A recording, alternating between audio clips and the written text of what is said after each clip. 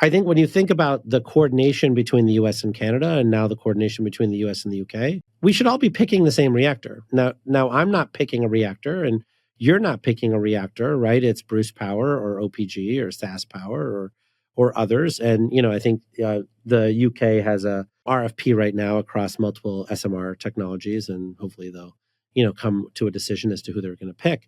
But I think that it's important to recognize that in order to get to the nth of a kind work that we want to get to, like, everyone's just got to pick the same set of reactors. A warm welcome back to Decouple, and welcome back to Decouple, Jigar Shah. It's great to have you back. We had an excellent interview about a year ago. It was fun. It was lively. It was bombastic. I had to put an explicit rating on it. No, I'm just kidding. But we had a great time. And looking forward to another great chat today. So welcome back. Oh, I look forward to it. Thank you for all the great work you do. And thanks for having me on. Beautiful. So this, I guess this theme came to my head as I was preparing for this episode. It's very Dickensian. It was the best of times. It was the worst of times. For nuclear, this is a really exciting time, at least, in my tenure, which is only about 5 years. We've really reached an unprecedented level of social and political license. That's the best of times part. I don't know if we can say it's the worst of times, but things are a little grim. We have, well, at least in the US, no committed orders for a new nuclear plant. Unfortunately, the UAMPS carbon-free power project has been canceled. So I just wanted to sort of frame things in that light. But we've got a lot to talk about today. We've got this exciting new DOE liftoff report, which Julie Kozarecki had a great role in terms of her job as a chief strategy officer, I believe. But before we get into that, let's catch up on what's new. There's been a lot of water under the bridge. I have a short list here: Diablo Canyon, TMI, Palisades restarts. Vogtle 4 came online in the 12 months since we last chatted. That was great news. Secretary Granholm saying 2 down, 198 to go. I mean, again, I've got this laundry list here. I won't bore everybody with it, but a lot of things are moving. This is a very dynamic sector. The hyperscalers. Take a moment just to, again, reflect on the delta between our conversation last year and this time frame. Well, look, I think that where you start with this conversation is that today there is a general recognition, which I think DOE has played a big role in establishing, of the value of nuclear power in a decarbonized system. And that was certainly not true a year ago when we talked, right? And so I think part of the spiciness of our conversation the first time around was me reasserting the fact that there are certain steps that we need to go through to get to the finish line, which is, as we've recently announced, the goal of tripling nuclear capacity in the United States, and then, of course, around the world. And I think that, there is a feeling by a lot of people that they just want to skip a lot of the steps and just get to the conclusion. And I think that has led to, several decades of no progress, right? Because when you skip steps, people don't come along. And so I think that we've done a lot of the hard work to making sure that people recognize that in this moment where we want to decarbonize, and you've got players like hyperscale data center companies and others who want to play a productive role, that there has to be an active facilitation of that conversation, that the electric utilities don't know how to do things in this moment. Like, they've laid off the vast majority of their construction staff in the 90s, right? So they don't know how to build reactors or other things, right? I think when you look at the hyperscale data center companies, they like to sign power purchase agreements. They don't want to build reactors or put their balance sheet in. And when you talk to the EPC contractors, they're, scared to commit to anything, right? And so then, and when you talk to the reactor designers, right, they somehow magically don't have a sales team, right? And so you're in this weird spot where everyone needed a full reset. And I think the DOE has done that and really helped guide people to, this is what you have to believe. This is what it looks like for an industry to be on the march, to be commercializing its technology, to be marching through all the steps required to, gain the trust of the finance community and the engineering community and the regulatory community. And I think we're now at a point where people recognize that what we've said in the Liftoff Report, Part 1, but also the updated Liftoff Report that Julie has played a central role in, is something that looks like a roadmap, a plan by which to succeed. And so I think people are starting to complain a little less and do a little bit more work. No, it really does look like a plan. It's interesting kind of comparing the two reports, but it seems like we have a strategy now, a strategy based upon things that make me happy. Fleet mode deployment of large conventional light water reactors. I have to say I was pretty tickled when I read it. A lovely analysis of what went wrong at Vogel. Rung a bit of a bell in my memory with some conversations I've had on the podcast. So I was very happy. We listen. I appreciate that. It's flattering. So I want to dive into the Liftoff Report. I just wanted to note, I guess, a couple other things. The financing, the Tripling Nuclear Energy event in New York, I was down for that. 14 large financial institutions. Thank you. I was there. Honestly, I don't know what it meant specifically. Was it just vibes? What was your takeaway from that?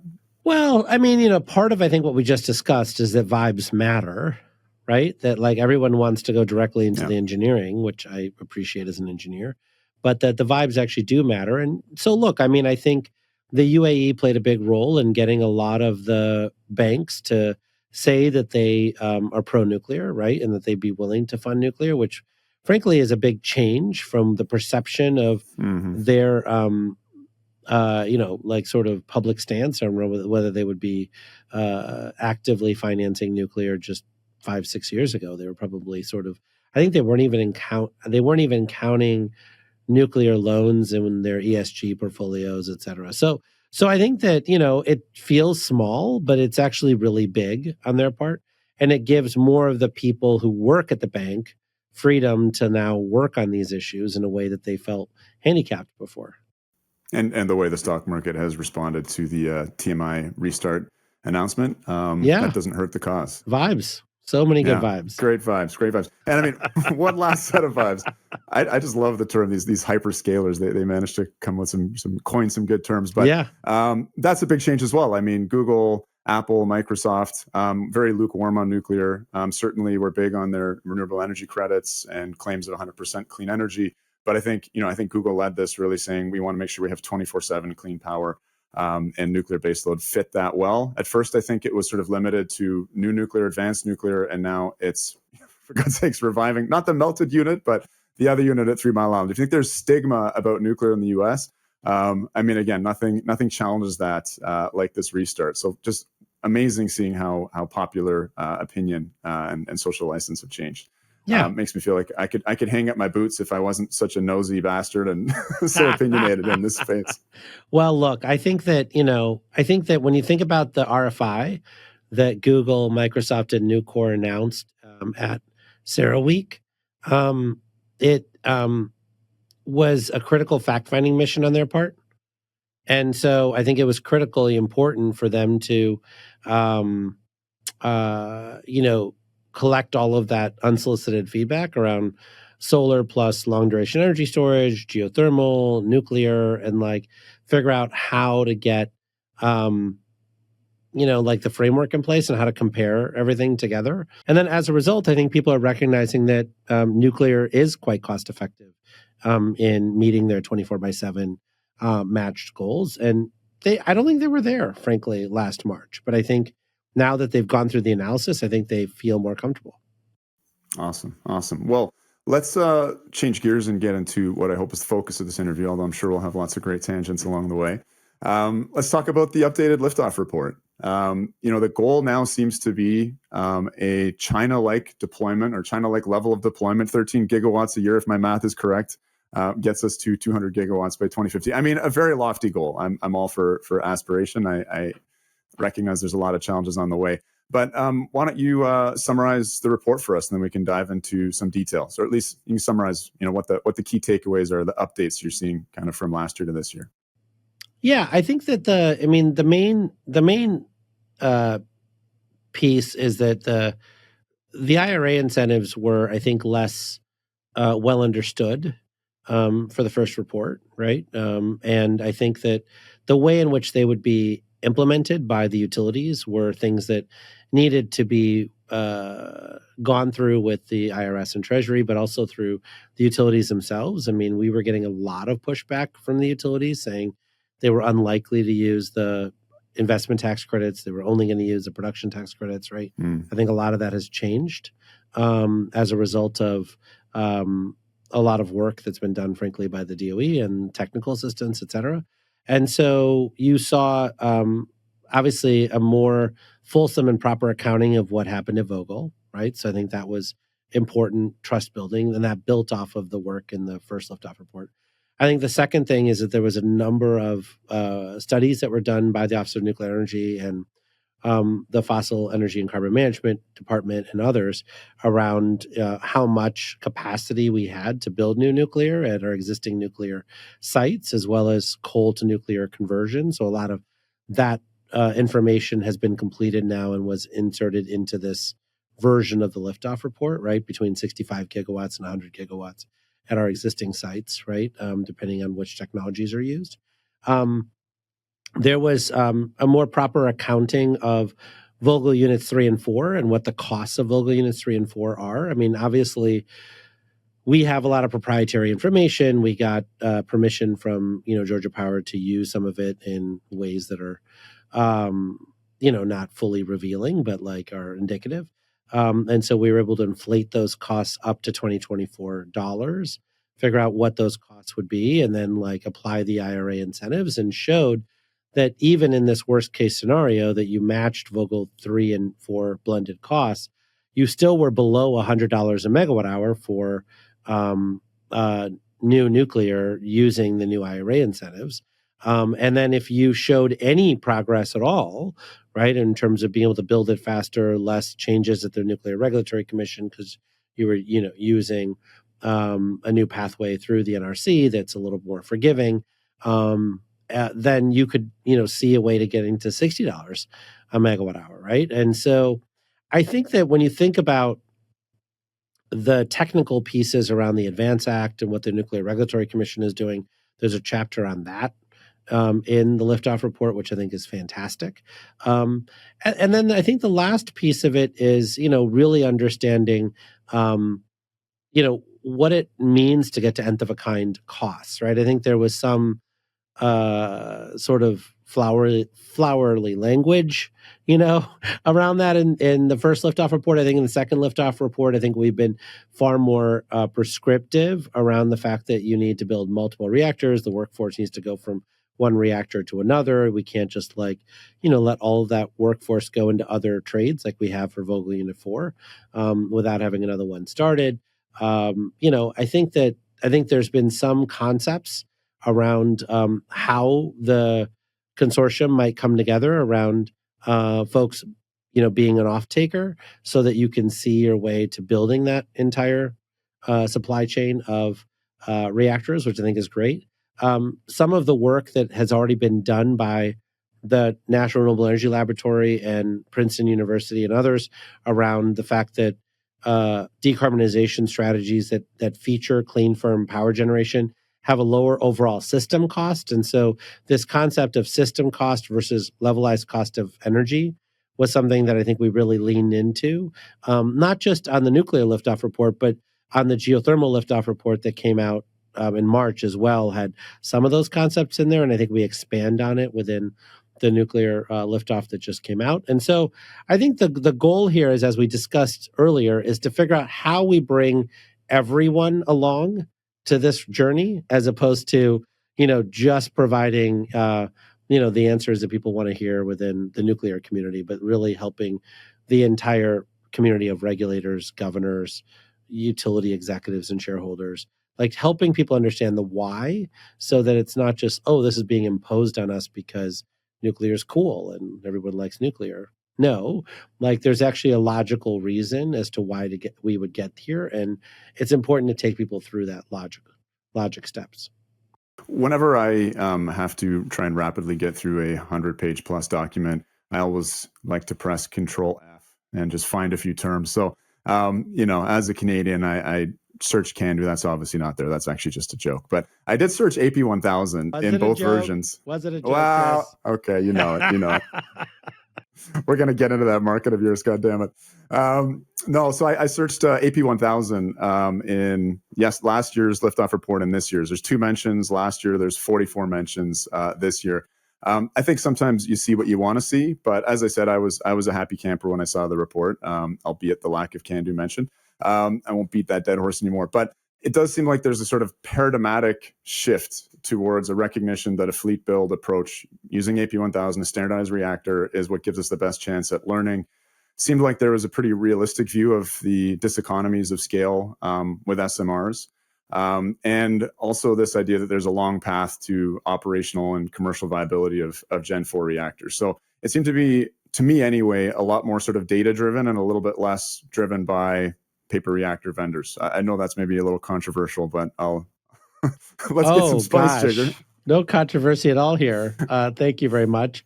Look, I think that the goal of the liftoff report was to try to be as factual as possible. Now that we have completed and turned on Vogtle Units 3 and now Vogtle Units 4, there's clearly a lot of actual data, which is why the AP1000 is referred to so many times within the report.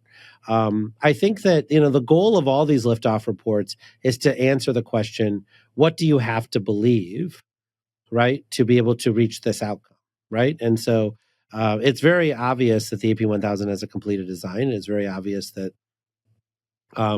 there is a known cost to Vogtle Units 3 and 4, right? There is a prediction around potential benefits and savings and schedule, et cetera. If we built more AP1000s.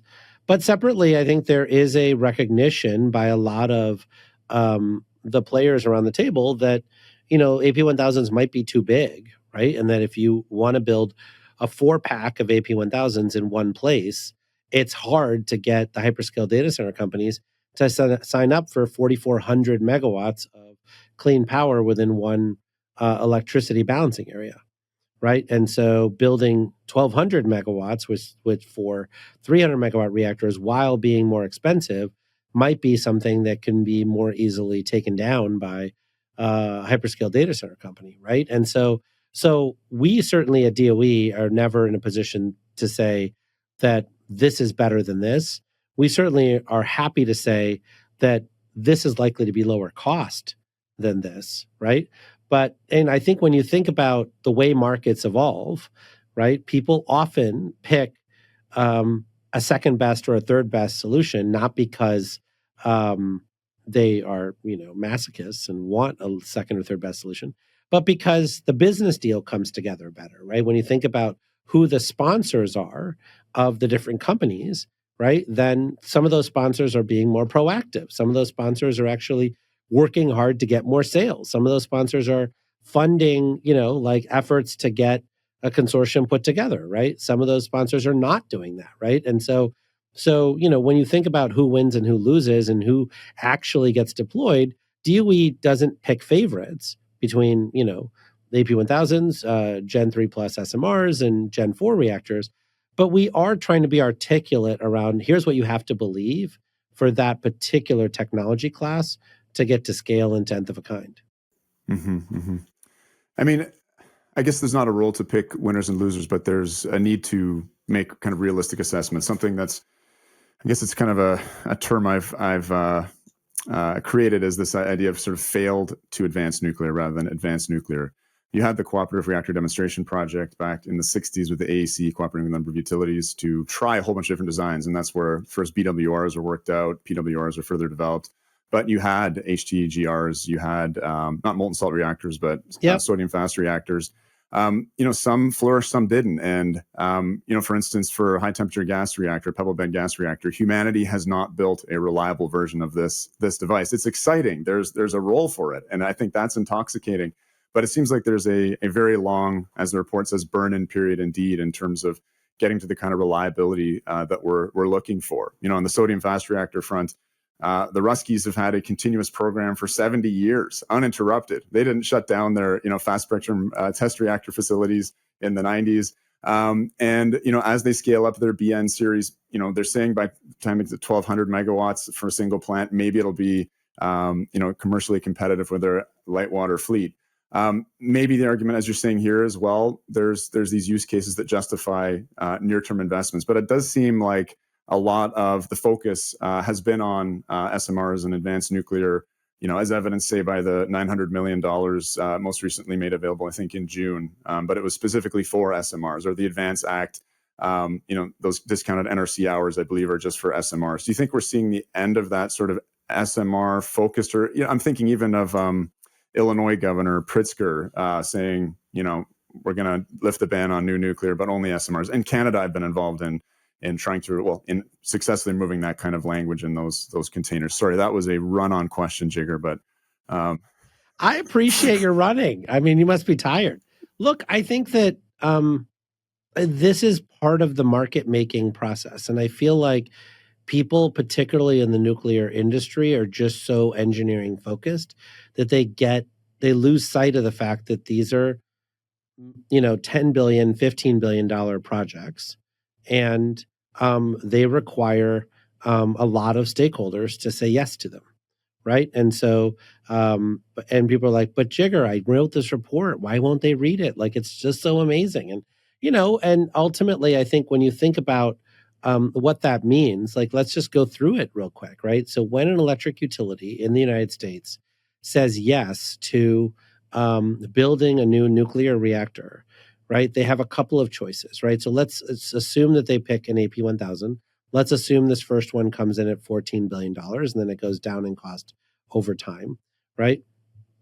We put up 80% of the money, right, as debt. And then they put up 20% of the money. On $14 billion, $2.8 billion is a huge amount of money, even for our large electric utility companies. When they do that and they start borrowing money from us, it messes up all of their ratios around their revenues that they're bringing in to debt outstanding, because a debt outstanding immediately comes in as we wire them money. They have to count that into their debt outstanding, but their revenues show nothing, right? So the way that they solved that in the past was they had this work in progress funding where they could start charging ratepayers during construction and get some of that money back. You can imagine there's been a lot of pushback on that structure, given what happened at Vogtle, and so a lot of folks are reticent to copy that model this time around. And so you see a lot of electric utility companies that are worried about if they were going to build four AP1000s in one location, how does that affect their balance sheet? What happens to their stock price while they're doing that? What are some of the solutions to figuring that out? I think when you talk to the hyperscale data center companies and others, right, they are a little bit more capable of leaning into $3 to $6 billion projects, which is sort of where a SMR would come out, and a little less interested in leaning into a $10 to $14 billion project with an AP1000, even though the costs are higher. And so you saw Holtec make an announcement with their partnership with Hyundai, right, on building 2 reactors at Palisades, right? And so the Loan Programs Office and the DOE is not here to say this approach is better, this approach is not as good. But what we are here to do is to draw the circles so that Venn diagrams can be created, right? And so we're active listeners to what everybody is saying, and we are highlighting for people the trade-offs. So we're saying, okay, you're doing something which we are saying might be 30% more expensive. Let me understand why you might be choosing that path, as opposed to the, we think, more low-cost path, right? They're still going to do whatever they feel they want to do and the comfort levels that they feel, right? And then when those people, articulate exactly what they want to do, then you can imagine, then Congress listens to them too and then says, here's money only for SMRs. Or, a governor says, well, I've got this political issue and some of my environmental groups don't want me to reverse the ban at all. So let me do this compromise and only reverse the ban on SMRs and not on AP1000s, right? And so you see a lot of this politics, and people get super mad. Like they just it's amazing. Like people just love it. They're just like, it's like Inside Out 2, and there's like the anger person, and like like the fire flames are coming out at the top of their head. And I get it, man. It's like, as an engineer, you're like, why can't the world just be logical? Sometimes it's not. And when you want to build hundreds of billions of dollars of nuclear plants, which is what we're saying, right, out of tripling um, our nuclear fleet in the United States, then you have to make sure that all of those groups are satisfied.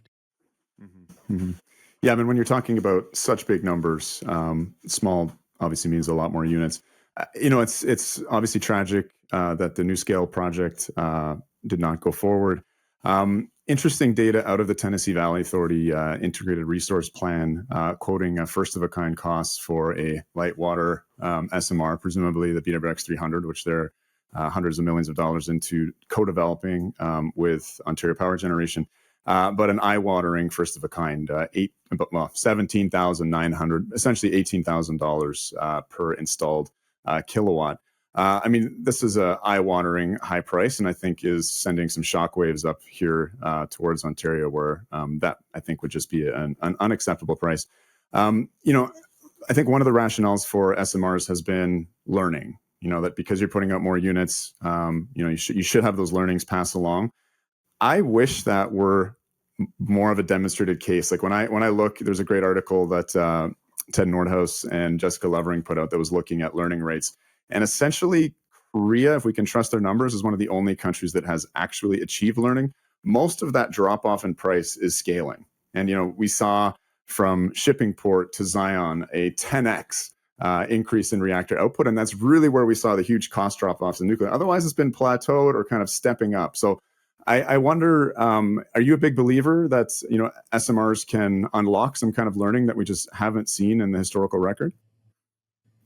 Well, I don't know that I'm a believer, right? I mean, I am a champion for 17 different sectors within the loan programs office, right? From next generation, conductors and transmission to geothermal to other things, right? So, I for me, the thing is that our system of building infrastructure is based on the private sector being enthusiastic about something, right? And so I feel like for whatever reason, people are trying to convince me as if I matter, right? Like, I mean, if people provide a loan application loan programs office, I'm enthusiastic about getting them a loan as long as they qualify for loan programs office, right? The people who matter are, the folks at, Microsoft and Google and others, and they've spent a lot of money with TerraPraxis and other people, and and said, hey, here's my consultant over here, and here's this consultant over there, and I'm hiring these people, right? I'm presuming that those people are saying the same things that you're saying,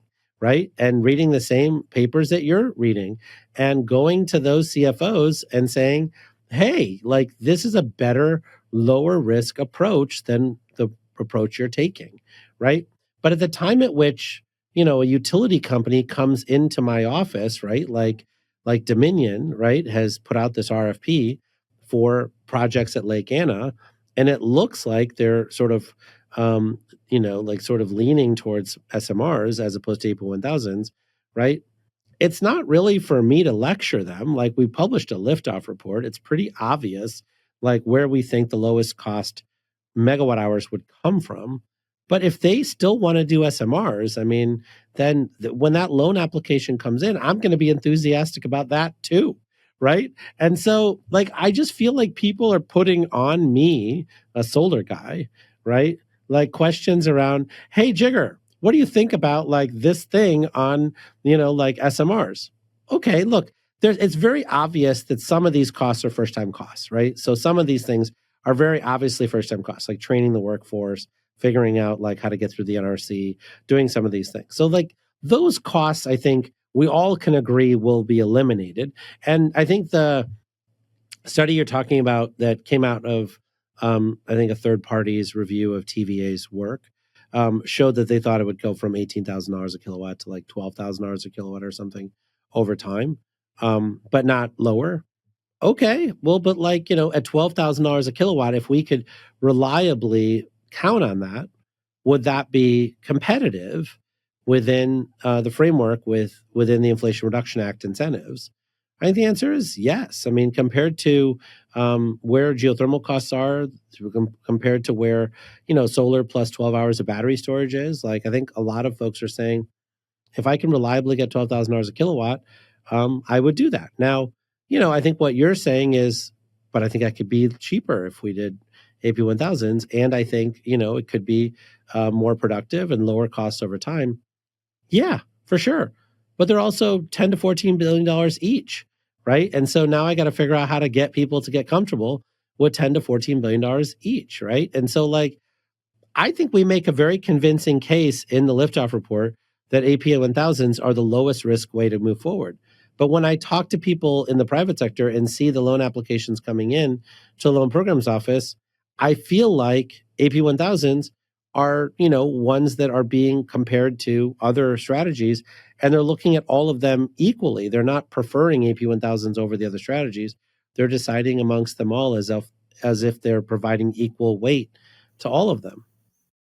But isn't this, if it's becoming pretty evident now that large reactors are more economic on a per kilowatt and per kilowatt hour basis, isn't this a market failure that the LPO itself was created to address? And, we've been having nuclear engineering solutions to a financing problem in the last decade, but perhaps not the financing engineering solutions that we need. You're kind of the chief financial engineer, unless I'm blowing way too much smoke up your. So is there not a financial engineering approach here to what, if the solutions are not engineering based, and we're really starting to see that? I mean, the idea that you're going to get a ton of learning, say with the X300, where the civil works do not scale down anywhere near the power output, and you don't get a lot of learning in civil works compared to what you could get in moving a lot of the modularization into a productive factory environment. I mean, the BWRX design at this point is not modular. It won't be modular until the fifth or sixth of a kind. We could be walking into some pretty big unanticipated problems here. So I'm just... I would argue with you there. I don't think any of these problems are unanticipated. I think that is something that we have done an extraordinary job of with the first nuclear liftoff report and now the second one. We are doing our very best to create a big red flashing light on top of, our heads and saying to people, do not walk into these risks lightly. Like, you need an integrated project delivery model, right, which we talk about in the Liftoff report. You need to spend 10% of the entire budget up front, which I think TVA and OPG are trying to do with the BWRX 300, right? And I think Holtec is trying to do the same with their 300 megawatt reactor. And so I think we are very clear with everybody, what the consequences are of their decisions, right? So I don't think we're walking into anything in an unanticipated fashion. But I do think that, it is something that, like, I have noticed for a very long time, which is that it's not just in nuclear, right? Battery chemistries have similar strong points of view from, like professors who, lecture me regularly about the periodic table and how, we should be doing this, not that. And so, look, I hear you, right? But this is part of what I said to you at the last podcast, and I would say to you again, which is that, when you think about the sheer amount of capital that needs to be put forward to get this done, right? I have to make sure that multiple parties around the table agree to that framework, right? And it can't just be one party, which is coming out of a report that, Ted Nordhaus or Jessica Lovering or somebody else writes. It has to be all of the parties, and they have every right to influence those parties and, and like argue and convince them otherwise, et cetera. But the Loan Programs Office, to I guess the original question you asked me, is not here to say to people that this solution is better than the other solution. What we are here to say is that if you want to commercialize your solution, these are the steps you would need to take to meet the reasonable prospect of repayment, right? And I would say to you that, VHS beat Betamax way back when even though Betamax was far superior in every way, shape, or form. But it just didn't happen, right? I mean, landline phones are way better than cell phones. I mean, I think my cell phone does everything well except the voice quality and like actually the phone part of it, right? But it's where we are. Like everyone decided that we wanted crappy phone service in exchange for being able to do apps on our phone, right? And so like it's very important that your listeners understand the Loan Programs Office is here to commercialize technology. We're not here to tell people that the way in which you're doing something is slightly less optimal than the most optimal way. We do that as part of our diligence process. But then when the applicant says, screw you, like we've already made our final decisions, then we meet the reasonable prospect of repayment test and then give them a loan. So I really like how the British people talk about the digit zero as naught and the early 2000s as the naughties. So I've now coined the term the naughties renaissance. Very, very different time. This is when the LPO was, of course, created largely to help get nuclear off the ground. And that was in response to some pretty serious energy security concerns. This is pre-fracking revolution.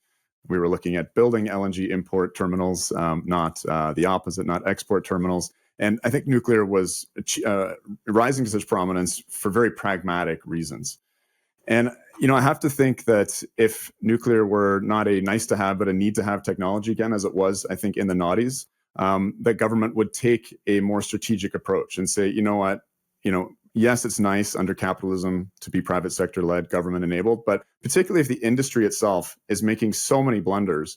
And also, which industry you're listening to? Is it the paper reactor vendors, or is it the people that have actually built, operated, and owned these assets? This is what I'm seeing. Like the prominence of the paper reactor vendors has been just massive in terms of, perhaps it's because they have more money to spend in comms and showing up at conferences and buying tables. But again, I just think if nuclear was of national, vital national security interest, we would see an approach that was less hands-off in terms of this. If we had, and if we're saying we need to get 200 gigawatts going. If what you're suggesting is that the fact that this president has been the most pro-nuclear president in American history, I would suggest, and that like our office has multiple full-time people that are basically overcoming the general incompetence of the nuclear industry, that is not enough for you. I'm not here to defend the nuclear. No, I think you kind of are. Like, look, I think that in general, when you think about where we were in 2007, right, with over $100 billion of nuclear plants proposed, many of which had come to the Loan Programs Office, right? And the nuclear energy industry at that point basically said, we are not willing to take any risks at all. And in fact, we don't even want to help you buy our reactors. We're kind of doing this as a favor for you, right? That was Jeff Immelt's point of view on the GE, BWR reactor, right? And Westinghouse sort of has the same point of view, right? Then like exactly what is it that I should do to force them to be commercial, to force them to care about selling their reactors, to force them to do these things?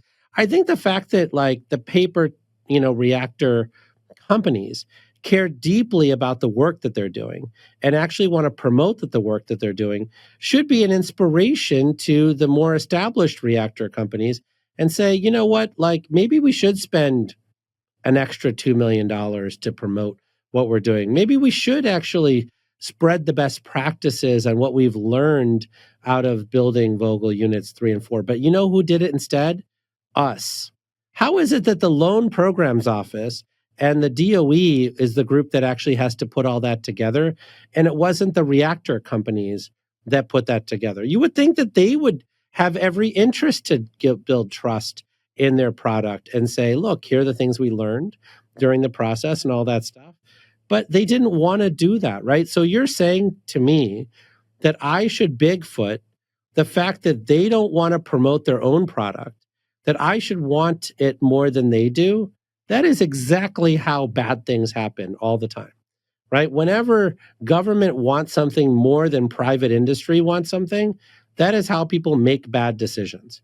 And so I would say to you that if that's what you want, right, go to your Canadian brothers and sisters who I think should be bragging a lot more than they are about this extraordinary reactor we just built in Georgia, and tell them to do their job. Tell them to brag about what they're doing. Tell them that, like, we can get to lower costs. Tell them that here are the 15 ways for the US government to do more to reduce risk, right? They should do all that work. But the notion that, like, it's a US Department of Energy that should want it more than they want it, and that the paper reactor companies, as you, I think, described them, like, are basically, like putting these other companies to shame because they care deeply about the work that they're doing, that just seems screwed up to me. Yeah, I mean, I would explain that partially because I think these big legacy companies like Westinghouse and GE, up until, particularly in the case of Westinghouse, very recently, they didn't want to take any more risks. They'd just gone bankrupt. Their ownership has changed 4 times in 24 years. They were interested in fuel contracts and services, and that's, safe, low risk revenue. And now things are starting to open up. And that's why they went quiet. We also didn't have a lot of demand occurring, adding a gigawatt to the grid. So now you're the person that makes excuses for Westinghouse? Oh, wow. Yeah. I'm just saying, I'm not making excuses. I'm just trying to describe. No, I mean, like, look, let's be super honest with each other, right? Like the Loan Programs Office, like, really spent a tremendous amount of effort, time to get Vogtle Units 3 and 4 completed, right? The Department of Energy played a central role in getting the AP1000 selected by Poland, right, to build new reactors, right? I just think that in general, right, if the marketplace in the United States, which I don't frankly know where it's going to land, right? I mean, I only know where it's going to land after I get a loan application in the Loan Programs Office. And, like, right now, like, it seems like everything's changing every 3 months, right? So when I get an actual application in the Loan Programs Office, it tells me which reactor they've selected, right? If you want it to be AP1000s, then make it AP1000s. Like, do the work to convince people it should be AP1000s. Do the financial engineering work, do the rest of the work, right? And if you're like, well, the AP1000s will win just because the argument is super strong, I'm telling you, I'm hearing a lot of people looking at other options along with the AP1000s, and I don't know what they're going to select, right? And so, like, this is the problem with, like, nuclear logic, right? Is everyone basically says, but Jigar, I have a PhD. I did this thing. It's so important. I did this breakdown study. I went to MIT. I did this whole report. It's so amazing. Why don't you just believe me? I was like, I'm not the one you have to convince. I'm not the regulator. I'm not the governor. I'm not the utility person, right? I'm not even their shareholders, right? What I do is provide debt to people who properly fill out the paperwork to actually get loans at Loan Programs Office, and we work on publishing a lot of the data that we receive from our one-on-one conversations in these liftoff reports, which I think you have correctly suggested was an extraordinary piece of work. And so, like, there you go, right? Like that is the extent to which I can advocate for one or another thing, is by providing technical assistance and saying, here are the trade-offs. It's interesting. Yeah. Again, I mean, I think if it's a matter of urgency and there's this path that's clearly more strategic, it should be someone's role in government. Because again, I think we have. Yeah, you're looking at it. You're looking at him. Like, yeah. I'm just saying, like, if you to think that what we have done under this administration is not above and beyond what anyone has done in modern history for an industry, like, you're smoking something super strong. We got some strong stuff up here in Canada. Yeah, but, I've noticed. I never have inhaled. I've noticed. I mean, like, I'm just saying, like, we can't want this more than the industry wants this. Yeah, absolutely. Absolutely. All right, where are we going now? I mean, okay, this might touch on a very sensitive spot, but in terms of deciding on technologies to support, it seems like small conceptual errors can really work themselves into a design. One of the Liftoff report recommendations is, like, include construction staff in your design. Totally. And we had issues like with NuScale, where there's this incredible concept of this integrated reactor pressure vessel and steam generator. Build airplanes, not airports. But they kind of forgot that they were building the world's largest seismic class 1, category 1 swimming pool that, hey, also had to resist airplane impacts. And that went a long ways along. I believe this wasn't LPO. This was, I think, Those are another grant program. programs, yeah. But that was $1.2 billion. Hopefully it's not down the drain. But if you compare that to, say, Solyndra, which I think inflation adjusted was maybe 750 million, I mean, this is a big hit. And I'm no defender of the nuclear industry, as you can probably hear from that kind of a comment. But do you think that there is a lack again? I'm not sure. I often see in government, I'll just speak to where I'm from, a lack of in-house technical expertise, say in ministries of energy. And in a topic as complex as nuclear, there's a big dependency on industry, on state-owned utilities to provide that analysis. And I think sometimes that can lead to poor decisions. Anyway, I've lobbed a bit of a grenade, but I'm wondering. I mean, look, I think that we are deploying $500 billion a year of stuff, right, into the power sector. And I think that, that number needs to get to $2 to $3 trillion. The U.S. Department of Energy is obligating something on the order of $70 billion or so of resources this year, right, between grants and loans. Some of those are going to fail. A lot less of our loans fail just because we're so far down the path and, we're doing this reasonable prospective repayment work. So, we're at, I think, 3% losses, which is in line with commercial banks. But certainly a lot of our grant programs are supposed to, try to demonstrate next generation concepts, and some of them work and some of them don't. And most of them, if not all of them, lead to a furtherance of science. And so even if that particular technology doesn't work, I think the concepts behind it and the science behind it is quite valuable and useful for the next generation of folks who are doing, cutting edge work. And so I don't think that, your take on that is correct in any way, shape, or form. I mean, I think that, we're supposed to be, putting money into demonstration projects, and those demonstration projects are always risky. And some of them, you can say, hey, if I had a different person making those decisions, that they would have chosen a different, set of technologies. And then those people are, welcome to apply for a job and work at the Loan Programs Office or work at other parts of the Department of Energy if they have such strong views.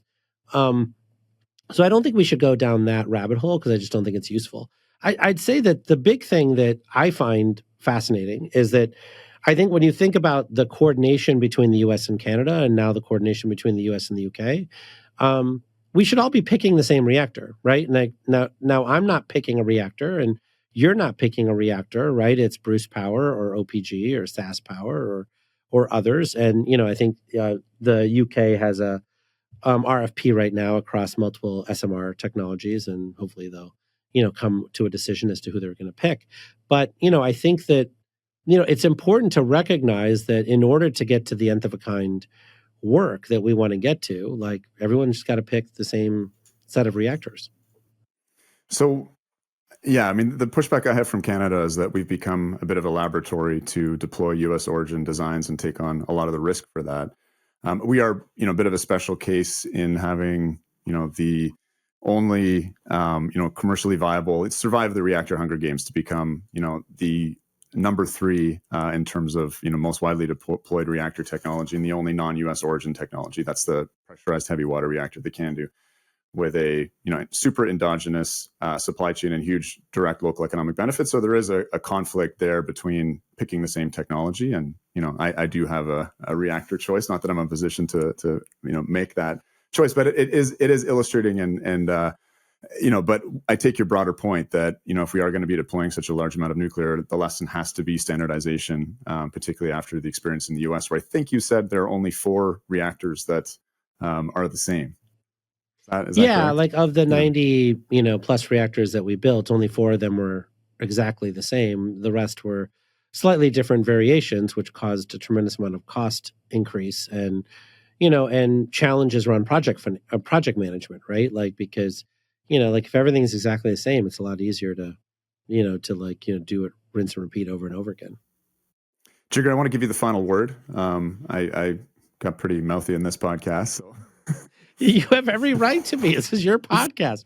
Look, I think that it's important for you and your listeners to recognize that we are at a special moment. I think the president has spent a tremendous amount of political capital to get the American public to a place where it is fully accepting of nuclear power, right? Both Republicans and Democrats, but also just across the broader electorate. I think we're up 20 points in terms of nuclear popularity. And I think that people think that that just happens because of this podcast. And while this podcast is amazing, I'm sure it had almost no impact on like 20 points of popularity within the American public, right? That's the president and the secretary showing real leadership and talking about nuclear. And I think the same thing is true with the liftoff reports and all these other pieces, right? Is they are part of a whole. And I think part of what we have said is we're going to build as much solar and wind as we can because we have to. And it's a lot cheaper on a systematic, on a levelized cost of system basis to have more clean, firm power generation, right? And there are 6 states in the West that probably can scale up geothermal, which is great. There's some hydro assets in the United States that can be improved, and so we can do more there. There's long duration energy storage technologies that we can do a lot of, but we're also going to have to triple the amount of nuclear in this country, right? And I think it's critical for everyone to recognize that the amount of work that's required to getting people to make multi-billion-dollar decisions at a 100, 200, $300 billion scale is massive, right? And so all of the circular firing squad stuff that happens on a regular basis where people are like, but Jigar, solar is unreliable, right? Or Jigar, like, nuclear is clearly the best, or AP1000s are so much better, and I'm going to die on this hill. And I would rather the entire nuclear energy industry not happen if it's not big reactors, or whatever it is that people's hobby horse is. Like, people have to recognize that that stuff takes up a lot of time. And that is time that we can't use to actually get the nuclear industry to scale and speed and standardization and all of the learnings, right? And so if you want nuclear power to be a part of the future, everyone has to start speaking in a way that is uniform and like clear, because there's a lot of people on Capitol Hill who have 47 things that they're working on right now. And if there's a lot of infighting from the 4 or 5 people coming to them on nuclear, they're like, skip it. We're just going to do it next year. We're going to do it the following year, right? They want to hear unanimity from the nuclear industry.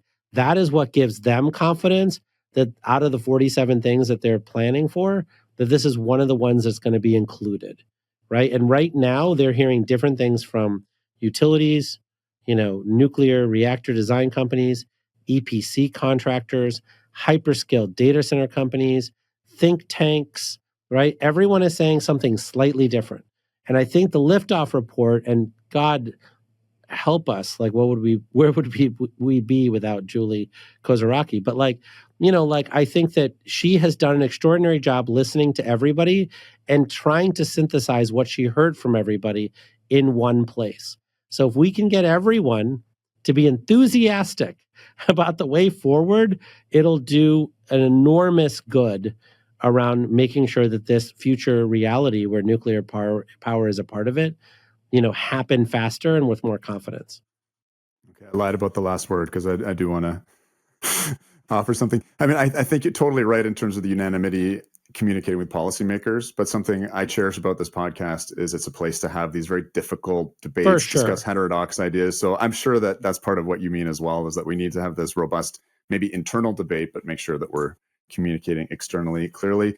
Jigar, a pleasure having you back. Thank you so much for making the time. And may our capacities rise to reach our aspirations. Love it. Love it. Thank you so much for having me. All the best.